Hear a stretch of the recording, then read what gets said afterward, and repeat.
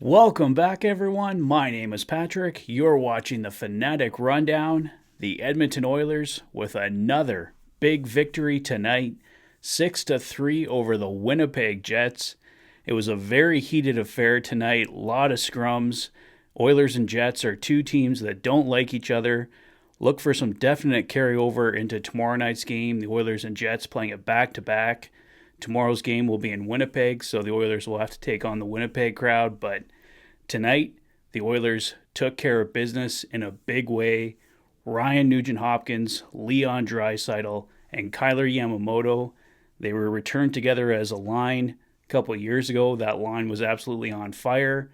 And tonight, they take care of all the scoring. Each of those guys picking up 2 goals tonight. No one could get that elusive third goal to pick up the hat trick, but the Oilers didn't need it tonight. Leon Draisaitl, his most impressive goal, came in the third period. The net was knocked off. Draisaitl goes back, puts the net back on, then proceeds to get the puck. David Rittich goes down into position, and then Draisaitl still just puts it over his shoulder, right by his head. Beautiful goal. It was his second of the night. Draisaitl also scoring in the first on a power play. The Oilers, it seemed like they had like 20 power plays tonight. They finished with 9 power plays overall. So if there was one complaint I had for the Oilers here, they could have been a little bit more effective on the power play. They still finished with 2 goals on the night on the power play. They went 2 for 9, so a crazy amount of penalties. The Jets very undisciplined tonight, so the Oilers realistically should have made them pay a bit more, but with 4 even strength goals, the Oilers really didn't need to. The Jets only with 3 power plays on the night, so the Oilers much more disciplined. They do give up 1 power play goal in the third. It was looking like the night. The Oilers still don't have a shutout all season long. It's crazy. Like, even in seasons where they have not great goaltending, they seem to always at least get 1 or 2 shutouts in there, but no shutouts for the season for either Jack Campbell or Stuart Skinner. It looked like tonight was finally going to be that night that Stuart Skinner got it, but of course, the Jets finally find a way to break through. They end up getting 3 in the third period overall, a little bit of a surge. By the time the Jets finally scored, they made it 5-1. Oilers went up 6-1 on Draisaitl's goal that I was telling you about. Jets came back with 2 more of their own to make it 6-3, but in the end, they don't really come anywhere close. Jack Michaels was saying the Jets kind of had some life in their third period, and maybe for a couple of shifts they did, but the Oilers kind of shut that right back down, came back and took the momentum back. The Jets had a couple penalties to close out the hockey game there, and this one just was really never in doubt.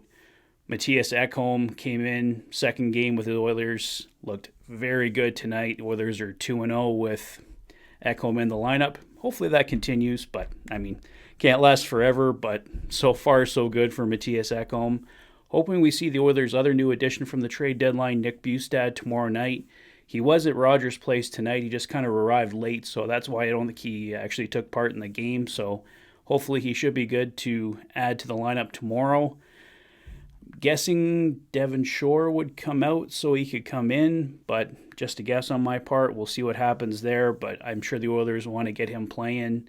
I know they're coming off 3 strong games in a row here now, Boston, Toronto, and now Winnipeg, so Oilers are really flying, and maybe they don't want to make any changes, but Nick Bjugstad is the big trade deadline acquisition. Well, secondary to Matthias Ekholm, of course, but another big acquisition, so I imagine the Oilers want to get him in the lineup for tomorrow if they can.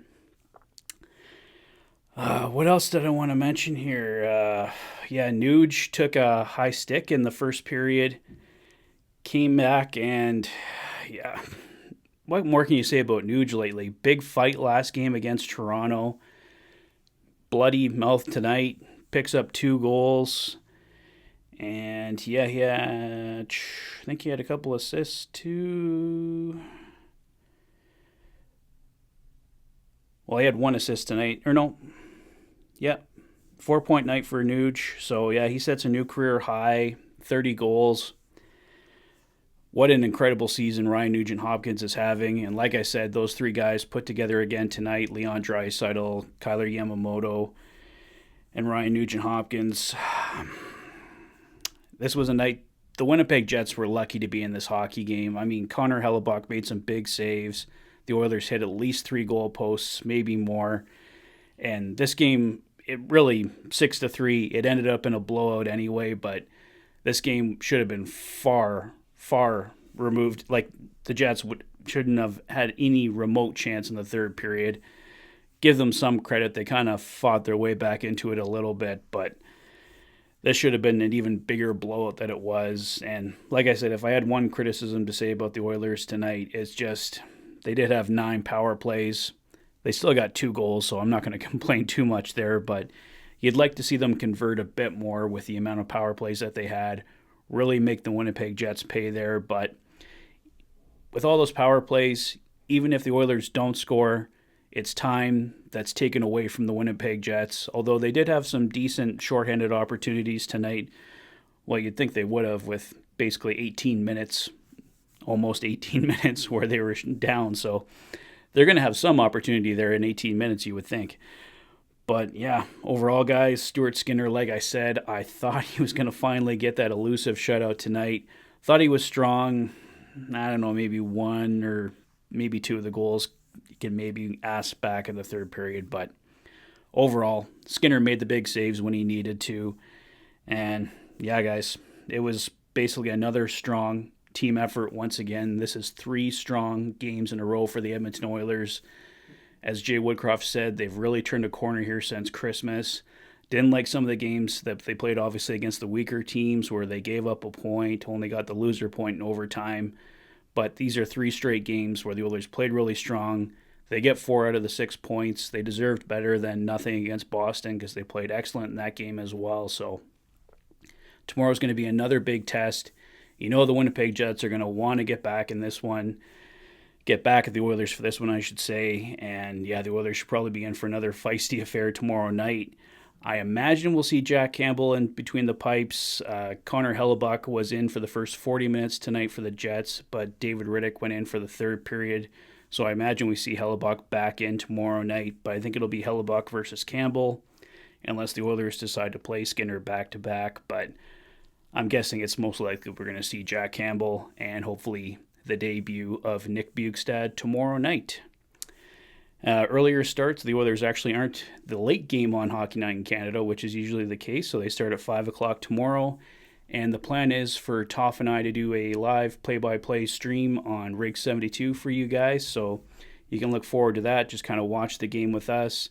Don't know if Tyson is going to do a play-by-play over on Dolany TV yet, but if not, you'd be free to come and watch Toff and I tomorrow night. We'd appreciate it. Kind of join in the chat. That'd be great. So yeah, guys, like I said, it was great victory for the Oilers tonight.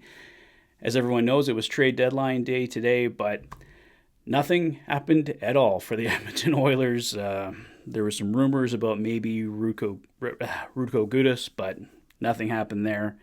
And the Oilers, obviously, big acquisitions were Matthias Ekholm and Nick Bjugstad here going forward. So I think that's all for now, guys. Yeah. Let me know what you guys thought of the game in the comment section below. If this is your first visit to the channel and you like what you see, please consider liking and subscribing for all the latest Oilers content. You've been watching the Oilers Fanatic. Thanks for being a fan. Take care, guys. I'll see you soon.